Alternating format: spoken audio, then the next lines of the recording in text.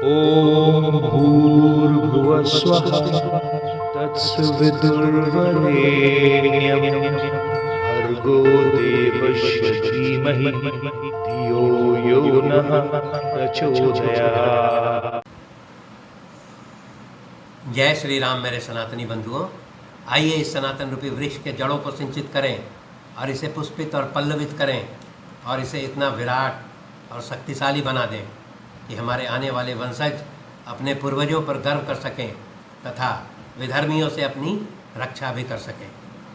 ये विधर्मी शक्तियाँ हजारों वर्ष से हमारी सभ्यता और संस्कृति को नष्ट करने का अथक प्रयास कर रहा है। पिछले अंक में हम लोगों ने अध्ययन किया कि रावण अपने दो महत्वपूर्ण गुप्तचर शुक और सारंग को श्री रामचंद्र जी की सेना का भेद लेने के लिए भेजता है।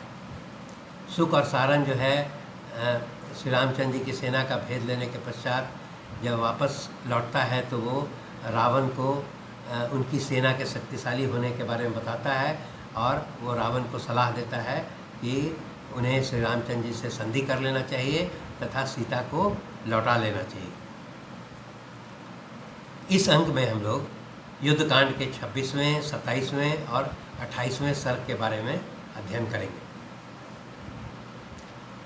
जब दोनों गुप्तचर शुक और सारंग जो है वो रावण को श्री राम से संधि करने का सलाह देता है तो रावण जो है घमंड से बोलता है कि अगर ये देवता, गंधर्व और दानव भी अगर मुझसे युद्ध करने के लिए चले आएंगे तब भी मैं सीता को वापस नहीं लौटाऊंगा।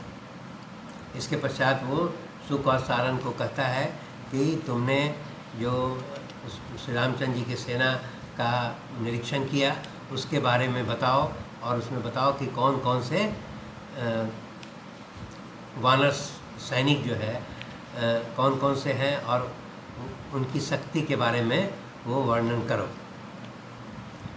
इस पर जो है वो सारंग जो है वो बारी बारी से सभी वानर सैनिकों के बारे में उनकी शक्ति के बारे में बताता है।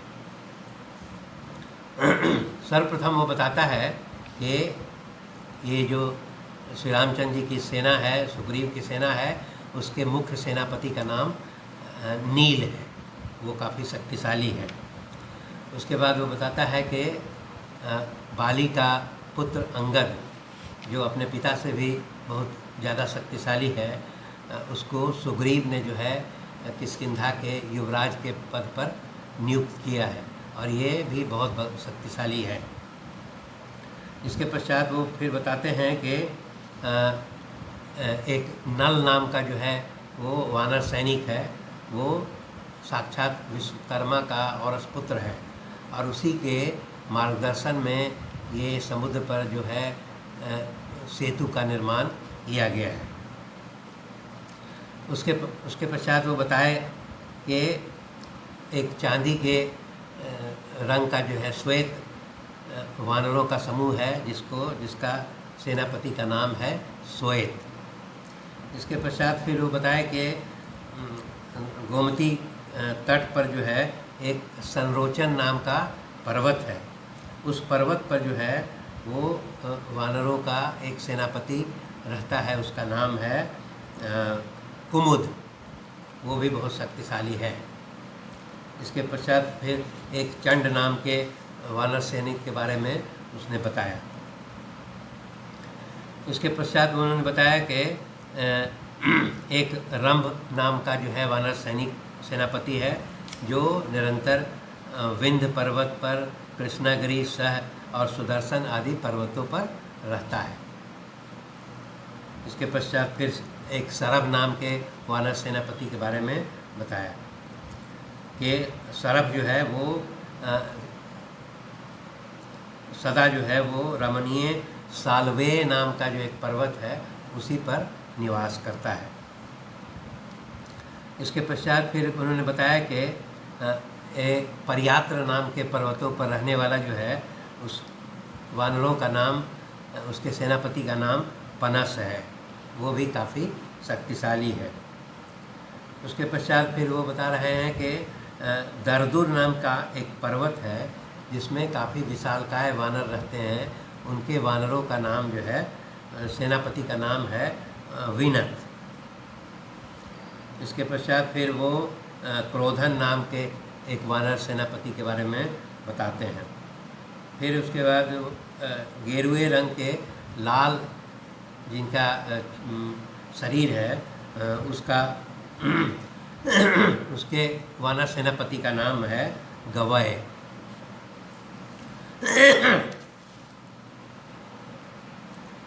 इसके पश्चात फिर वो बताए सुख सारण बता रहे हैं कि एक ऋषवान पर्वत पर रहने वाले जो है रीछों के राजा रहते हैं, उनका नाम जो है वो धूम्र है। वो भी काफ़ी शक्तिशाली हैं और इस रीछ राजा धूम्र के छोटे भाई का नाम है जामवन। जामवन जो है अपने बड़े भाई से भी ज़्यादा शक्तिशाली है। उन्होंने बताया कि ये जो है जामवन जो है वो देवासुर संग्राम में जो है वो इंद्र का इन्होंने साथ दिया था और इसलिए इन्हें बहुत सारे वरदान भी प्राप्त हैं।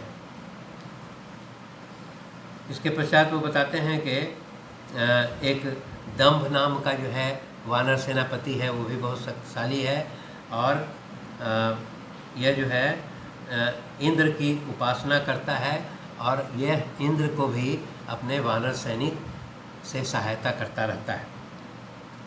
इसके पश्चात फिर वो बता रहे हैं कि एक सनानंद नाम का जो है वानर सेनापति है, उसे लोग वानरों का पितामह कहा जाता है। इसका मतलब वो सबसे वयोवृद्ध होंगे। वो भी जो है वो उसका इंद्र के साथ भी युद्ध हुआ था, लेकिन इंद्र ने उसको परास्त नहीं कर पाए थे। इसके पश्चात फिर वो बता रहे हैं कि गंगा के तट पर एक उसिरबिज नाम का पर्वत है और जहाँ मंदराचल पर्वत है, उस पर्वत पर जो है वो प्रमाथी नाम का एक जो है वानर सैनिक अपने सैनिकों के साथ निवास करता है। इसके पश्चात फिर वो बता रहे हैं कि एक महामेरु पर्वत है। महामेरु पर्वत पर हजारों जो है वो पर्वत शिखर हैं जो सुवर्णमय है और उस सुवर्णमय पर्वत में सबसे मध्य में एक श्रेष्ठ पर्वत है जिसका नाम है सावर्णी मेरु। उस सावर्णी मेरु पर जो है वो सावर्णी मेरु पर जो है केसरी नाम के एक वानर जो है वानर सेनापति वहाँ निवास करते हैं और वो सभी जो है वो वानरों में श्रेष्ठ हैं।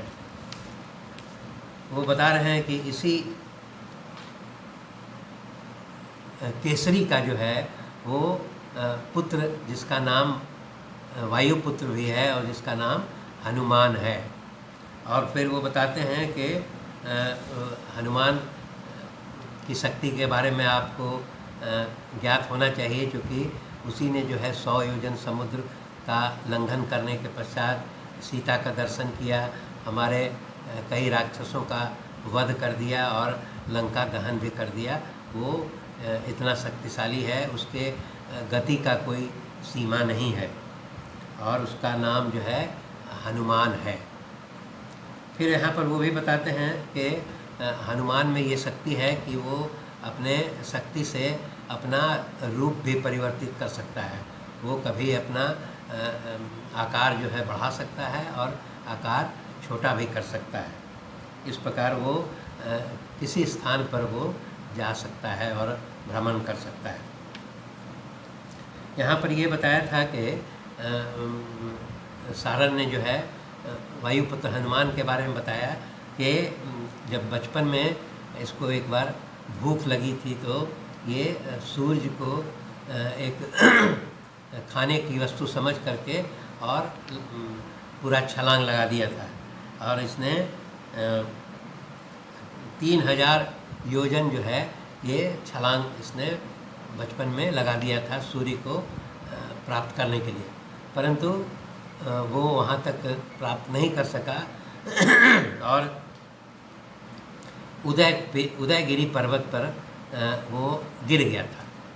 और जब उदयगिरी पर्वत पर हनुमान बचपन में गिर गए थे तो उनके ठोड़ी में चोट आ गई थी और ठोड़ी उनका कट गया था। और ठोड़ी कटने के पश्चात जो है वो इनका नामकरण जो है, चूँकि ठोड़ी को हनु कहते हैं और इसलिए इनका नाम हनुमान भी कहा जाता है।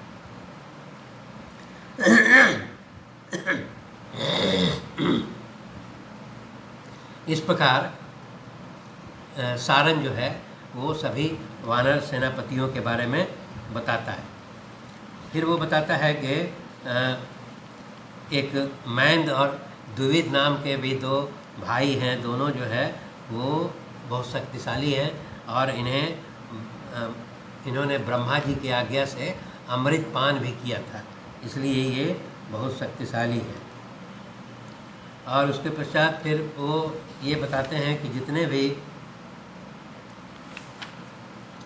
जितने भी वानरों का मैंने नाम लिया है वो सभी वानर सेनापति हैं और उसके साथ जो है वो करोड़ों करोड़ जो है वानर सैनिक जो है उनके साथ संबद्ध रहते हैं, उनके साथ ही वो युद्ध के लिए तैयार हैं। इसके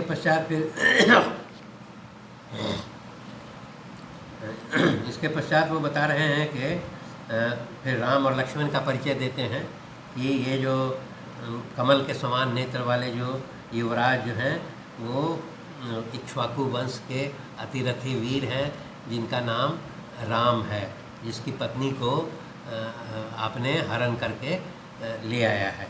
वो जो है वो धर्म के भी ज्ञाता हैं और ब्रह्मास्त्र और वेदों के ज्ञाता हैं और विभिन्न प्रकार के जो शस्त्र होते हैं उनके ज्ञाता हैं। इसके पश्चात फिर उन्होंने बताया कि उनके भाई का नाम लक्ष्मण है। वो हमेशा अपने भाई रामचंद्र जी के हित में लगे रहते हैं और वो भी बहुत अच्छे धनुर्धर हैं। इसके पश्चात उसने बताया कि फिर विभीषण जो है आपका भाई, वो भी जो है उनके साथ मिल करके और आपसे युद्ध के लिए तैयार है। और उसके पश्चात फिर वो बताया कि ये अंत में जो सुग्रीव जो है वो सुग्रीव जो है किष्किंधा का राजा है और वो सुग्रीव भी बहुत बलशाली है और वो किष्किंधा का राजा है और उसने श्री रामचंद्र जी से संधि कर ली है और वो अपने पूरे सैनिकों के साथ आप पर आक्रमण करना के लिए तैयार है। सुग्रीव के बारे में सारन ने बताया कि वह 100 कमलों का एक स्वर्णमयी माला पहनता है। उस माला में जो है हमेशा लक्ष्मी निवास करती है और यह माला सर्वप्रथम बाली के गले में जो है वो रहता था, परंतु जब श्री रामचंद्र जी ने बाली का वध किया तो बाली ने जो है ये माला अपना माला जो है सुग्रीव को प्रदान किया, जिसे वो हमेशा धारण करता है। यहाँ पर